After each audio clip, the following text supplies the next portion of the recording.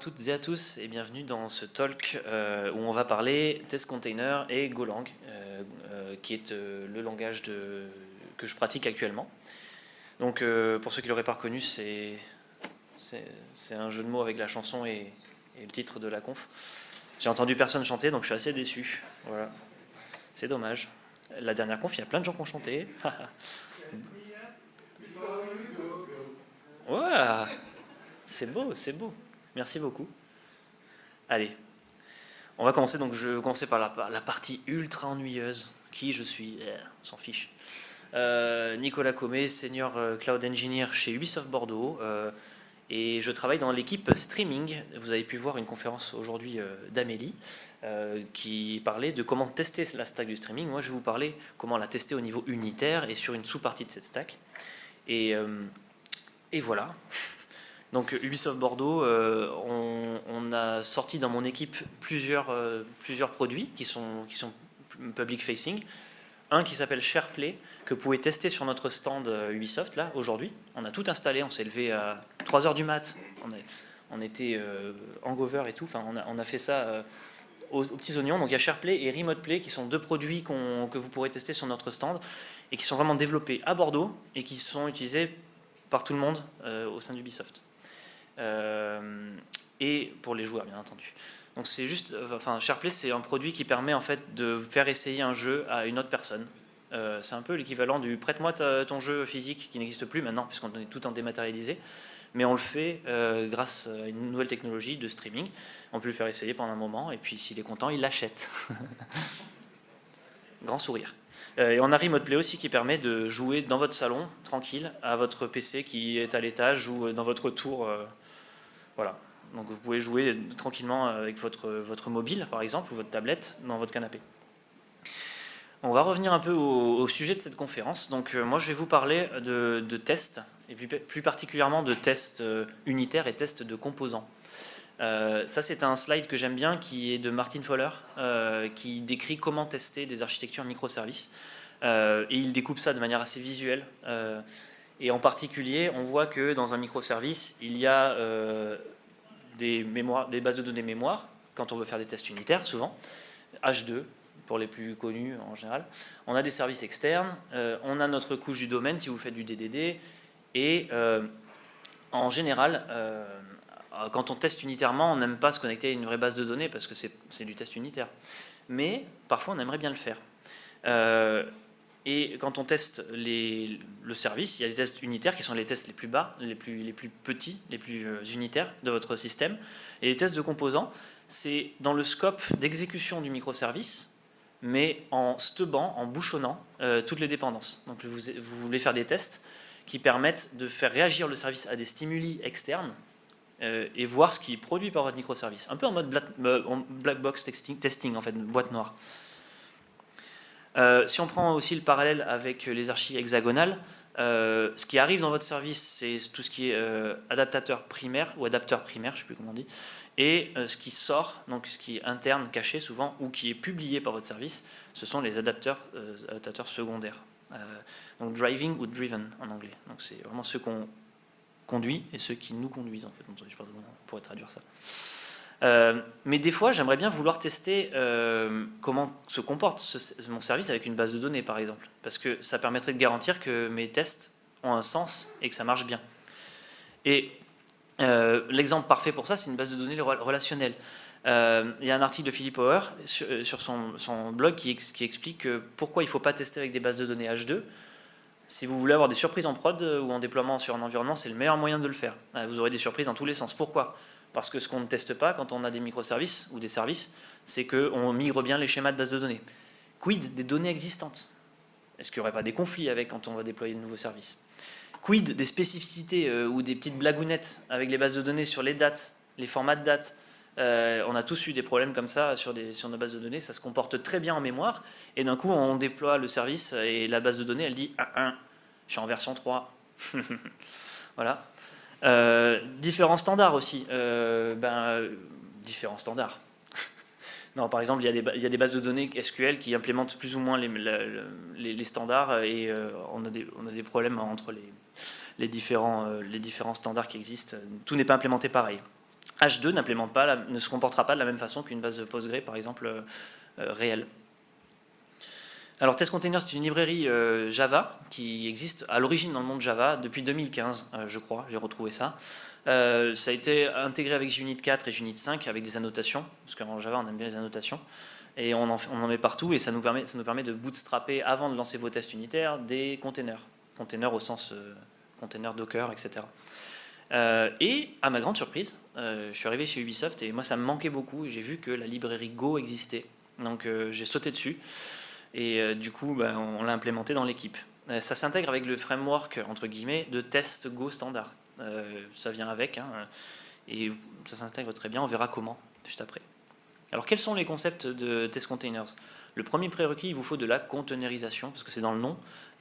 Donc, soit vous avez Docker, vous avez aussi, c'est compatible avec Podman, si vous êtes un peu allergique à Docker, mais ça marche très bien. Qu'est-ce qu'on peut faire avec test container? On va pouvoir lancer des containers pour les tests unitaires ou pour les tests de composants, comme on l'a vu, dans un contexte Docker. Et on peut scoper ces tests-là, soit à un test en particulier, soit à un package, soit à toute une test suite, un ensemble de tests. Je dis package au sens Go, mais voilà, on peut décider de quand lancer le conteneur, quand le réinitialiser, quand démonter un volume, remonter un volume, etc.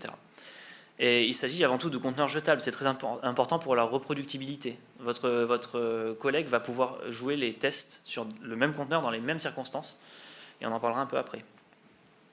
Et maintenant, qu'est-ce qu'on peut faire avec Test Container? On va pouvoir s'interfacer avec ces trois endroits, et surtout se passer de la base de données mémoire, parce qu'on a vu que ce n'était pas forcément une bonne chose dans certains cas. On va pouvoir venir tester unitairement les entrepôts, les repositories si vous faites du DDD. On va pouvoir tester les ressources, les points d'API si votre framework le permet par exemple. Vous pouvez tester une API et voir comment elle se comporte avec une vraie base de données qui répondra à vos vrais ORM ou tout ce que vous voulez, data mappers, DTO, sérialisation et que sais-je. Alors je vais vous montrer un peu de Go, hein. Désolé. Parce que vous êtes venu pour voir du Go avant tout. Donc Go, là j'ai fait une petite struct qui représente un jeu et un repository. Donc un repository, c'est une interface qui vient représenter l'illusion d'un accès mémoire à une collection de choses. C'est ce que dit le livre Domain Driven Design. Et là, en Go, ça se fait comme ça. Ça peut se faire comme ça. Il n'y a pas de façon unique, mais là j'ai écrit une interface qui vient requêter tous les jeux, rajouter un jeu à l'entrepôt, en enlever un, et récupérer un jeu par son game ID. On voit que le jeu, il y a un game ID, un nom et puis un PEGI. Vous savez, c'est les codes classification. PEGI 18. Machin dessus. EA Games. Non, Ubisoft. Entrepôt Mongo. Donc, comment ça se passe quand on veut l'implémenter en Go? On l'écrirait comme ça. Donc, on a un contexte Go, peu importe. Et puis, on appelle la collection un replace one, on met du bison et puis on remplace un truc qui existe dans la base de données. Ça se passe bien, mais on aimerait bien le tester parce qu'on ne sait pas si ça marche. Et souvent, on attend des fois les déploiements en prod pour voir que ça ne marche pas. Ça n'est jamais arrivé. Et test container, comment ça marche? On vient d'écrire une container request qui en fait dire moi je veux utiliser cette image. Donc ça fait partie, à partir de maintenant, ça fait partie de la lib test containers. Donc je dis je veux une image MongoDB 508 qui est exactement celle que j'utilise en prod de préférence. J'expose un port TCP 27017 qui est le port standard. J'attends, test container va attendre que le port soit mappé et réponde bien en interne. Et ensuite va l'exposer sur un port choisi aléatoirement qu'on va pouvoir récupérer. Mais il va choisir le premier port disponible sur la machine. On peut le paramétrer, mais par défaut, il va faire ça. Ensuite, on instancie le generic container, on dit j'attends qu'il soit démarré, et après la ligne 7, ici, là, quand le container va être démarré et qu'il va répondre sur le port 27017, il sera immédiatement disponible. Qu'est-ce que ça veut dire? Ça veut dire que je peux récupérer le port que Docker m'a mappé, parce que je ne le connais pas, je dis au fait, tu as mappé le port 27017 sur quel port de mon host local? Il le dit, donc là je peux construire mon URL de connexion locale à ma base de données temporaire. MongoDB / localhost 2.57023, j'en sais rien. Et ensuite, en Go, pour s'intégrer, il n'y a pas de framework, en Go, tout est dans le code. La vérité est dans le code, en Go. On essaie d'avoir des librairies, et là, c'est le framework de test standard de Go. Il y a quelque chose qui s'appelle test main. C'est ni plus ni moins qu'un before et after de test, en fait, si vous voulez. Le before, c'est tout ce que j'écris de la ligne 2 à 17. Et le m.run, c'est pour dire exécute mes tests. Et ensuite, je wrap le code de retour des tests sur le os.exit, mais c'est tout. J'aurais pu écrire des choses après la ligne 18, ce serait le after, en fait, de l'exécution de tous mes tests. Donc là, je dis juste, avant l'exécution de tous mes tests, tu te connectes. Ce que j'ai mis en point, ce serait l'instanciation du démarrage de mon conteneur MongoDB. Et je dis mongo.newAllGames, c'est mon repository. Je récupère mon repository et le défaire, c'est pour quelque chose qui va se déclencher automatiquement en Go sur la stack après ma fonction. Donc en fait, j'ai dit que j'ai menti. Après la ligne 18, j'ai ce code-là qui va s'exécuter en fait. C'est le défaire en Go. Défaire dit, après l'exécution de ma fonction, tu triggers ce que tu as écrit dans le défaire, dans l'ordre inverse. On empile des choses à faire. Et là, je déconnecte proprement de ma base de données, après mes tests. Voilà.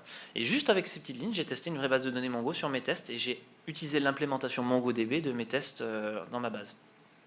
Et ensuite, on test all the things. Donc là, je vous montre l'exemple de ce que ça donnerait. J'appelle mon repository de AllGames, je rajoute un jeu avec un game ID random new string UID. Je mets un jeu pas très connu, Assassin's Creed Valhalla. Et ensuite, je le récupère. Et j'asserte qu'on récupère bien le jeu dans le repository, dans l'entrepôt de jeu. Ce qui est intéressant, c'est que là, en ces petites lignes, là, j'ai vraiment testé du MongoDB avec la vraie connexion, le vrai protocole MongoDB. Et je n'ai pas appelé une base de données mémoire qui ne va pas du tout se comporter comme une base de données réelle. Donc là, je vais passer à la démo. Et toutes les démos se passent bien en général. Ça, c'était la démo de la vitre incassable de chez Tesla. Notre cher Elon Musk. Hop, alors, pas de polémique. Alors on a le jeu là, hein, c'est ce que je vous montrais tout à l'heure, on a le repository AllGames, et on a l'implémentation mémoire et MongoDB. Donc si je vous montre le MongoDB, c'est ce que je vous ai montré tout à l'heure, hein, je récupère un jeu par son ID, waouh, je viens faire de la sérialisation, enfin je passe de mon domaine vers ma représentation base de données et vice versa. Voilà, ça c'est mon implémentation que j'aimerais bien tester. Et maintenant, j'ai, comme je vous le disais, mes tests ici. Et si je les lance, donc je vais lancer AllGameTest. Ça, c'est les tests, mais la petite subtilité, c'est que c'est sans aucun test container. Parce que j'ai conditionné mes tests sur la présence du fameux port de la base de données. S'il n'est pas là, je passe en implémentation mémoire. Ce n'est pas quelque chose que je recommanderais en production, enfin plutôt dans vos tests et vos pipelines de CI.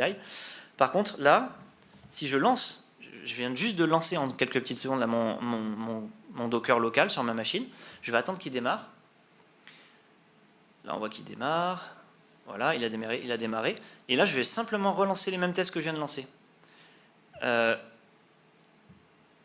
Et là, les logs vont être différents. Ah, il démarre des comptes. Et vous avez vu la rapidité? Là, il a démarré un container MongoDB, il a lancé mes tests add, replace, by et all sur mon repository. Et là, je viens de faire la même exécution juste avec une vraie base de données MongoDB. Donc si je vous montre les logs, ce qui s'est passé, c'est qu'il a créé, il allait récupérer l'image que j'avais dans le cache local Docker, dans mon registry local plutôt. Il a pris Ryuk. Ryuk, c'est ceux qui connaissent Death Note. Ryuk, c'est le démon de la mort. Et Ryuk, son seul boulot là, avec Test Container, c'est de nettoyer les volumes et de tout nettoyer, de tout tuer en fait après que vous ayez lancé vos tests unitaires, enfin test containers. Donc le nom est fun quoi. Donc il télécharge l'image Mongo, il lance le container et l'envoie qu'il a mis sur le port 49991 que je vous disais tout à l'heure. J'ai lancé tous mes tests et ça répond. Voilà. Et bon, je ne vais pas vous montrer, il y aura le lien vers le code pour si vous voulez regarder ce qui se passe plus en détail avec le test main, etc. J'ai écrit un article Medium là-dessus. Vous aurez encore une fois les liens dans le QR code que je vais vous envoyer tout à l'heure si vous voulez commencer à dégainer les téléphones. En CI/CD, comment ça se passe? De manière très simple. Quand vous faites, il vous faut juste un runner Docker si vous êtes sur GitLab ou implémenter du Docker Socket Binding ou Docker in Docker. Le DIND, vous savez, vous voyez souvent.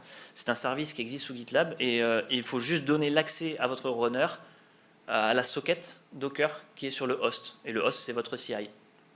Et après, vous faites quoi? Vous faites go test-verbose, ce qui va lancer tous les tests de manière récursive en Go. Et là, ça détecte que Mongo tourne, qui est disponible, et ça exécute tous les tests, ou Mongo ou Postgre, peu importe. Hein, ma surprise, c'est que c'est disponible dans plein de langages. Java, Go, .NET, Node, Python, Rust et Scala, je crois, il en manque un. Donc vous avez test container pour tous ces langages-là. Je ne savais pas avant de sortir du monde Java. Si vous voulez voir ces slides, et c'est ce QR code, donc je vous laisse le temps de scanner. Il nous reste un peu de temps, normalement on va être dans le timing. Donc ça, c'est les slides, et sur les slides, vous retrouverez l'intégralité de ça. Et je crois que c'est tout. Je ne sais pas si j'ai le temps de prendre des questions ou pas. Quelques questions ? On peut en faire une discussion en même temps. Oui. Est-ce que tu conseillerais de remplir la base de données Test Containers avec des assets de données, typiquement tes assets de données que tu peux avoir en production pour avoir quelque chose de similaire et de comparable? Très bonne question. Moi, je ne le recommande pas du tout. Parce que je suis pour la reproductibilité des tests. Et pour moi, chaque test ou suite de tests devrait gérer ces données en amont et les nettoyer si nécessaire. Moi, j'aime bien ne pas avoir à les nettoyer. Je conçois les tests unitaires pour qu'il n'y ait aucune collision avec les autres tests. Ça veut dire avoir plus de rigueur, mais par exemple, créer des UID. Pour mon repository, j'ai créé des rand.uid à chaque fois, et à la fin, ils existent en base. Si je tue ma base de données, ils vont disparaître, mais je peux relancer la test suite avec des nouveaux ID générés dynamiquement et elle va passer. Je ne le recommanderais pas parce que ça introduit déjà de la cohésion entre les tests potentiellement et aussi entre vos équipiers dans l'équipe parce que il faut bon, après ça peut se scripter, hein. Vous pouvez scripter l'injection de données avant l'exécution des tests, hein, ça peut se faire. Par contre, je recommande l'exécution de migration de schéma sur la base Postgre avant tous les tests. C'est ce qu'on fait en général. Mais les jeux de données, j'aime bien que mes tests soient garants de ça, en fait. Ok. Voilà. Merci. Je crois qu'il y avait... Oui. Monsieur Pacman. Tu as en partie évoqué ma question. C'est comment tu testes la migration des données? Alors, en Go, il y a quelque chose qui s'appelle GoMigrate, de mémoire. Qui va en JVM plutôt. Flyway. C'est que des noms américains. Mais enfin, Flyway va faire l'exécution, mais pas tester en fait. Il va faire l'exécution de la migration, mais pas. Oui. Ah, tester l'exécution de la migration. Ouais. Parce que tu dis que c'était un des points durs quand tu utilises des bases H2. Mais c'est normalement ta suite de tests qui va te... Alors oui, alors c'est passer d'un nouveau schéma à un autre par exemple. Ouais. Et bien il te faut malheureusement... c'est dur. Nous, on ne le fait pas, mais sur Postgre, oui, il y a des techniques qui existent. Ça veut dire qu'il faut que tu injectes volontairement quelque chose en base qui va être outdated, par exemple, par rapport à ton nouveau schéma, ou alors que tu injectes ton schéma valide avant, en before, que tu contrôles la façon dont tu lances ta migration de schéma, qui fait partie de ton test, et ensuite tu vas pouvoir constater ou non l'échec de cette migration. Mais pour reproduire un problème particulier de migration, tu peux le faire. Parce que tu peux te dire, là, d'habitude, je démarre mes tests, et avant de mes tests, je joue les migrations. Ouais. Là, c'est pas intéressant. Par contre, tu peux dire, je démarre mes tests, j'injecte un truc, je lance ma migration. Tu peux tout faire, hein. C'est programmatique, tu peux changer l'ordre en fait, de ces étapes-là. Okay. Merci. Et en Java, c'est plus dur parce qu'il y a des frameworks. Donc, on n'a pas le contrôle sur Flyway, en général. En Go, c'est plus simple. Okay.